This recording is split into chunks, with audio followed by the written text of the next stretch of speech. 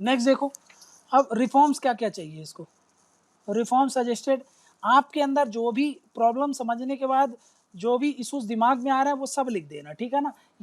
ये जो रिफॉर्म्स मैं बता रहा हूँ ये तो रहेंगे ही रहेंगे, आपको अपना भी स्किल्स, आपको लगता है कि भाई ये वाला पॉइंट है, सब सही रहेगा। समझ में कि इतना पढ़ने के बाद आप जो लिखते हो वो सही ही रहता है, पर ये है कि भाई उसकी रेलेवेंसी कितनी है ये मैटर कर जाता है बस। समझ में, गलत कुछ भी नहीं है, आप अपना पॉइंट लिख देना उस पर, जो भी आपको समझ में आता है कि हाँ ऐसा ऐसा होना चाहिए वो लिख देना आप, ठीक है ना। बट फिर भी कुछ 4-5 पॉइंट अगर नहीं आपके दिमाग में आ रहा है तो वो मैं आपको बता देता हूँ क्या क्या रिफॉर्म्स लगाने की जरूरत है। पहला कि भाई मेडिकल सीट्स को बढ़ाने की जरूरत है। मैंने आपको बताया 1 मिलियन डॉक्टर्स को प्रोड्यूस करना है साल में, तो उस हिसाब से मेडिकल सीट्स को बढ़ाने की जरूरत है। मेडिकल सीट्स को बढ़ाने की जरूरत है ना। लेकिन जब ये मेडिकल सीट्स को बढ़ाने की बात कर रहे हैं तो ये जो डिस्पैरिटीज है ना अलग अलग स्टेट में, कि भाई साउथ इंडिया में ज़्यादा है, नॉर्थ इंडिया में कम है, तो इसको एड्रेस करना है। एड्रेस करना है रीजनल डिस्पैरिटी, मतलब सारे स्टेट्स पर समान रूप से आए, रीजनल डिस्पैरिटीज है ना, इसको एड्रेस कर लो आप। भाई नॉर्थ इंडिया में, नॉर्थ ईस्ट में बढ़ाओ आप, ज़्यादा से ज़्यादा इंफ्रास्ट्रक्चर बनाओ, ज़्यादा से ज़्यादा कॉलेजेस बनाओ, तो वहाँ की भी इकोनॉमी की ग्रोथ होगी, वहाँ पर भी इकोनॉमिक एक्टिविटीज़ चलेंगी। प्लस मैं क्या बोल रहा हूँ, मेडिकल सीट्स बढ़ाना है, इसका मतलब ये नहीं कि क्वालिटी घटिया कर देना, बट यहाँ पे याद रखना कि विदाउट कॉम्प्रोमाइजिंग क्वालिटी, हम क्वालिटी पर भी ध्यान देना, क्योंकि क्वालिटी ही तो है जिसके कारण सबसे ज़्यादा डॉक्टर्स की नौकरी जा रही है वेस्ट में, हमारे इंडिया से, है ना। तो उस चीज़ को भी ध्यान में देना ये बहुत ज़रूरी है। अभी मैंने आपको बताया मेडिकल काउंसिल ऑफ इंडिया में दिक्कत हो रही है, तो इसमें रिफॉर्म्स लाओ, है ना। अब पहले ये बात हो रही थी रिफॉर्म्स लाओ, अब ये बात ही नहीं होती, अभी बात होती है कि इसको रिप्लेस कर दो, किससे रिप्लेस कर दो, MCC से, ठीक है ना, मेडिकल काउंसिल कमीशन, ठीक है ना। इससे आप क्या कर दो, उसको सीधा रिप्लेस ही कर दो। नेक्स्ट टेक्नोलॉजी की बात कर रहा था मैं, वो सब नहीं हो रहा था, तो हमको क्या बोला है कि भाई एडवांस ई लर्निंग को प्रमोट करना है, एडवांस ई लर्निंग, है ना, जो इलेक्ट्रॉनिक मीडियम से इंटरनेट के थ्रू ज़्यादा से ज़्यादा लर्निंग को बढ़ाओ, थ्योरेटिकल एस्पेक्ट जहाँ जहाँ ज़रूरत है, समझना कि जैसे बॉडी कंटेंट के बारे में आप बता रहे हो, तो अंदर 3D में पूरे इमेजेस, स्ट्रक्चर्स ऐसे करके अगर समझाए जाएं तो ज़्यादा इंपैक्ट करती हैं वो सब चीज़ें, समझा क्या। भाई सिस्टोलिक, डायस्टोलिक ये सब एक्टिविटीज़ बता रहे हो, तो उसको आप पूरा 3D में उसको पूरा विजुअलाइज करके, उसका वर्चुअल पूरा इमेज, वर्चुअल उसका पूरा वीडियोस बना करके उनको दिखाओगे तो ज़्यादा प्रोडक्टिव रहेगा वो, समझ में क्या। प्लस जो रिमोट लर्निंग है, रिमोट लर्निंग मतलब जो रूरल एरियाज़ में जैसे हैं, कॉलेजेस नहीं है, है ना, रूरल एरियाज़ में एजुकेशनल इंफ्रास्ट्रक्चर नहीं है, उसको बढ़ावा देना है, तो रिमोट लर्निंग पर भी ध्यान देना। फिर वर्चुअल क्लासरूम, इसको बोलते हैं, ये जो इंटरनेट के द्वारा जो आप लर्न करते हो, वर्चुअल क्लासरूम, समझ क्या, कि भाई मान लो कि भाई रिमोट एरियाज़ में है, जैसे वहाँ पर आप टीचर्स नहीं प्रोवाइड कर पा रहे हो, तो वर्चुअल क्लासरूम का कंटेंट है कि भाई आप शहर में बैठे बैठे वहाँ पर जो रूरल एरियाज़ में जो मेडिकल कॉलेजेस हैं वहाँ पर आप क्लासेस ले सकते हो, पढ़ा सकते हो, इंटरेक्टिव क्लासेस बना सकते हो, समझ क्या। ज़्यादा से ज़्यादा डिजिटल डिसेक्शंस करो, समझ क्या। एंड स्टिमुलेशन मतलब समझ में आता ना, किसी चीज़ को बढ़ावा देना, समझ में क्या। तो मतलब कुल मिला के डिजिटल स्टडी को प्रमोट करने की बात करता है। इससे क्या करना है हमको, ये क्यों डिजिटल डिसेक्शन एंड सिमुलेशन करना है, समझ में क्या। ये क्यों बात कर रहा हूँ मैं, स्टिमुलेशन बोल रहा हूँ, सिमुलेशन, ठीक है ना। सिमुलेशन मतलब उसको इंक्रीज करना, बढ़ाना, काहे के लिए, स्किल्स के लिए, समझ में गए, स्किल्स बढ़े ज़्यादा से ज़्यादा। वही मैंने आपको एग्जांपल दे दिया कि भाई हार्ट, मान लो हार्ट के बारे में आप पढ़ रहे हो, तो हार्ट का पूरा एकदम 3D रिप्रेजेंटेशन और उसका कैसे काम करता है, इन सब चीज़ को डिजिटली दिखाओ तो वो समझेंगे, स्किल्स आएंगे, उस पर काम करते हैं तो उससे एक्सपीरियंस होगा, उनको सीखेंगे, इन सब चीज़ों पर ध्यान देने की ज़रूरत है, ठीक है ना। तो वो जो बात कर रहे थे कि पेस नहीं है और समय के साथ साथ टेक्नोलॉजी को अडाप्ट करने की बात है, तो वही चीज़ आ गई रिफॉर्म्स में, है ना, रिफॉर्म की बात हो गई। नेक्स्ट देखो अब जो हेल्थ केयर सिस्टम है, हेल्थ केयर जो सिस्टम है इन कंटेम्प्रेरी समय में, आज का जो कंटेम्प्रेरी टाइम्स है उसमें जो हेल्थ केयर सिस्टम है वो कैसा है, वो कॉम्प्लेक्स है ना, बहुत कॉम्प्लेक्स है, ठीक है ना, कॉम्प्लेक्सिटीज़ बढ़ गई हैं आजकल, फिर और रैपिड चेंज भी हो रहा है, कोई सोचा था कोरोना वायरस जैसी चीज आ जाएगी? सोचो पिछले 5 साल में कितने सारा इन्फ्लुएंजा नए नए आ चुके हैं, कितनी सारी जूनोटिक डिसीज आ गई है, समझ में आएगा? तो रैपिड चेंजेस आ रहे हैं इन पर, हेल्थ केयर सिस्टम पर। तो भाई इसके साथ हमारा जो एजुकेशन सिस्टम होना चाहिए ना, इसको हैंडल कर सके, ये ध्यान में रखें, है ना। एजुकेशन सिस्टम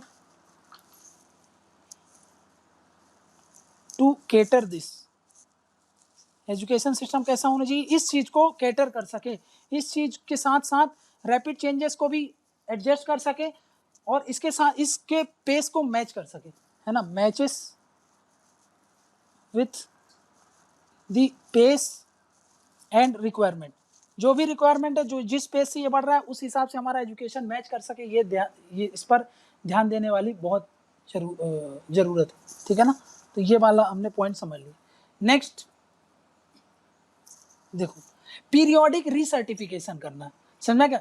यही वैसे काहे के लिए, ताकि आप समय के साथ साथ अपने आप को एडजस्ट कर पा रहे हो, आपका एजुकेशन सिस्टम उतना इफेक्टिव हो पा रहा है कि नहीं, उसका पीरियोडिक जो सर्टिफिकेशन होता है उसको करने की जरूरत है ना। और रीसर्टिफिकेशन, जैसे मान लो 5 साल में अभी आपका सर्टिफिकेशन हो गया, 5 साल बाद फिर आपका सर्टिफिकेशन हो कि भाई इसमें इतने सारे चेंजेस हो गए, इतनी सारी कॉम्प्लेक्सिटीज आ गई, क्या आपने अपने आप को इस हिसाब से ढाला, क्या आपके जो काम करने का तरीका हुआ उस हिसाब से चेंज हो गया, आपका एजुकेशन सिस्टम उस हिसाब से अडाप्ट किया? अगर ऐसा है तो फिर आपसे सर्टिफिकेशन आपका फिर मिल जाएगा, और नहीं होगा तो फिर आपको इस पर काम करने की जरूरत है। तो वही पीरियोडिक रीसर्टिफिकेशन, ठीक है ना। ये काहे पे, ये रीसर्टिफिकेशन काहे पे है करना है, इसको बेस्ड करना है, based on continuing learning system. Continuing learning system क्यों? क्योंकि मैंने आपको बताया ना कि एजुकेशन सिस्टम कंटिन्यूअसली डायनामिक हो रहा है ना, हर दिन ये चेंज होता रहे, तो आपको आउटडेटेड नहीं रह जाना है, कंटिन्यूअस उसके साथ साथ चेंज करते रहना अपने आप को। तो कंटिन्यूइंग लर्निंग सिस्टम के हिसाब से आपका रीसर्टिफिकेशन होना चाहिए, समझ में क्या? ये क्यों जरूरी है, ये जरूरी क्यों है, इसका रिक्वायर क्यों है? ये इसलिए जरूरी है ताकि हमारा एजुकेशन सिस्टम क्या हो, अभी बताया था आपको, एजुकेशन सिस्टम वो keep up with fast pace of change, है ना। जो भी चेंजेस हो रहे हैं उन पर क्या कर सके, अपने आप को मैनेज कर सके, अपने आप को उस हिसाब से एडजस्ट कर सके, समझ में, उस हिसाब से अपनी स्पीड भी बनाए रखे। हियर इसलिए पीरियोडिक रीसर्टिफिकेशन की बात कर रहा है वो, ठीक है। उसके अलावा नेक्स्ट पॉइंट देखो, ये है मेडिकल स्टूडेंट्स, है ना। इनकी रिक्वायरमेंट क्या होती है? देखो, आपको अगर प्रैक्टिस करना है तो इनकी रिक्वायरमेंट ये होती है कि भाई इनके अंदर मैनेजमेंट स्किल्स होनी चाहिए, मैनेजमेंट स्किल्स होनी चाहिए, कम्युनिकेशन स्किल्स होनी चाहिए, बेटर कम्युनिकेशन स्किल्स, इनके अंदर सोशल रेस्पॉन्सिवनेस होनी चाहिए, सोशल अकाउंटेबिलिटी होनी चाहिए, सोशल रेस्पॉन्सिबिलिटी होनी चाहिए, इनके अंदर लीडरशिप क्वालिटीज होनी चाहिए,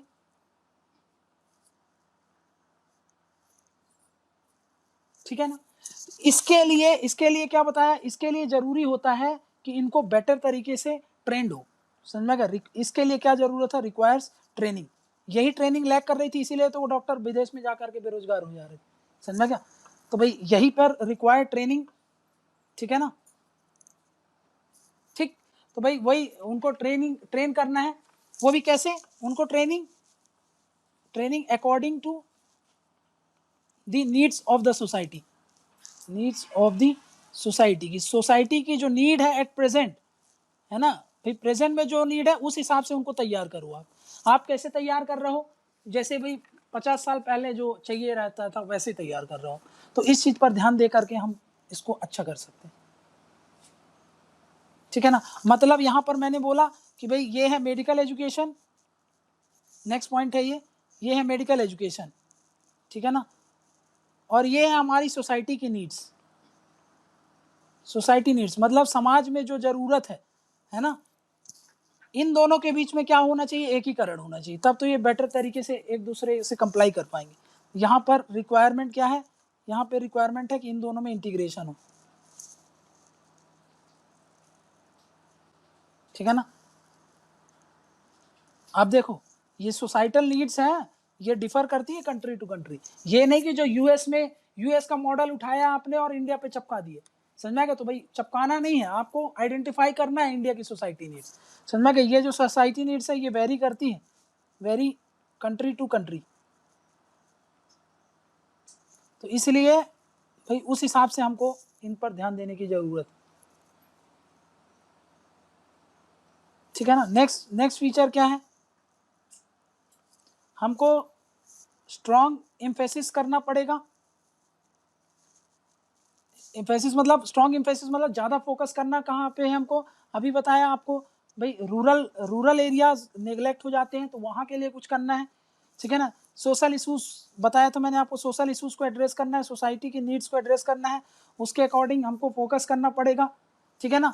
प्लस हमको ये जो मेडिकल स्टूडेंट्स हैं इनको स्ट्रांगली अवेयर करना पड़ेगा, है ना। Needs to be strongly aware, काहे को लेकर के, ये सब चीज़ों को लेकर के, ये दोनों चीज़ जो अभी पढ़ा, समझ में क्या, कि भाई इसी को बोलते थे हम क्या, सोशल अकाउंटेबिलिटी वाला जो टॉपिक था, सोशल अकाउंटेबिलिटी यहीं से आ जाता है, समझ में क्या।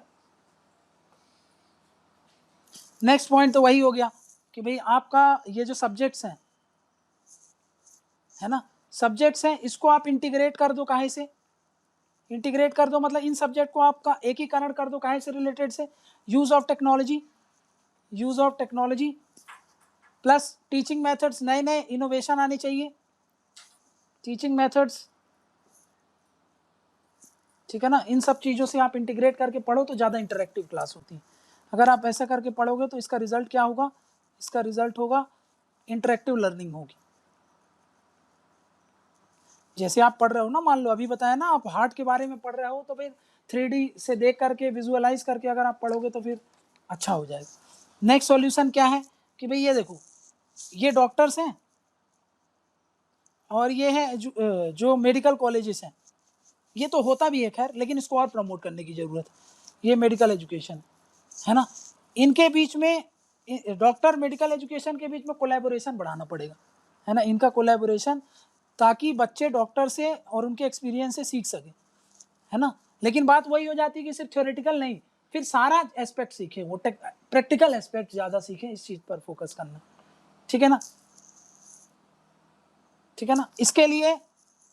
इसके लिए जो भी रिक्वायर्ड प्लेटफॉर्म है ना, रिक्वायर्ड प्लेटफॉर्म मतलब क्या होता है, जहां पर दोनों मिलकर के काम कर सकें, ऐसा प्लेटफॉर्म तैयार करो। जैसे हॉस्पिटल में, एम्स में कभी जाना तो वहां पर जो पढ़ाई करते हैं वो बच्चे वहां पर एम्स के डॉक्टर के साथ सीखते हैं सब चीज़, तो वो क्या, एक प्लेटफॉर्म तैयार कर दिया जहां पर दोनों इंटरेक्ट होकर के काम कर रहे हैं, बच्चे सीखते हैं डॉक्टर से और डॉक्टर्स भी उनको समझाते रहते हैं कि देखो ऐसा ऐसा काम होता है, समझ में क्या। तो इसके लिए जो भी रिक्वायर्ड प्लेटफॉर्म्स हैं शुड बी कम अप, है ना, उनको लाने की जरूरत है, समझना क्या ना, क्लियर है। तो भाई यहाँ से हमने इतने सारे कुछ सजेशंस देख लिए, और आप टाइम टू टाइम न्यूज़ पढ़ते रहते हो, तो वहाँ पर से जो भी आपको सजेशंस मिलते रहें, आप उन सब चीज़ों को भी ऐड कर लेना। बाकी यहाँ पे हमारा जो एक मेडिकल एजुकेशन में जो भी इशूज़ थे और जो भी उसमें सजेशंस हैं वो हमने देख लिया, तो यहाँ से इससे ज़्यादा अभी ज़्यादा कुछ करने का ज़रूरत नहीं है। बट फिर भी अगर कुछ एक्स्ट्रा करना हो तो बस क्या करना है आपको कि भाई जो भी करंट में कोई भी चीज़ हो रही है उसमें हम क्या कर लें, अपने टॉपिक्स को अपडेट कर लें। बस यहाँ पर हमारा ये जो मेडिकल एजुकेशन वाला टॉपिक था वो भी कंप्लीट होता है।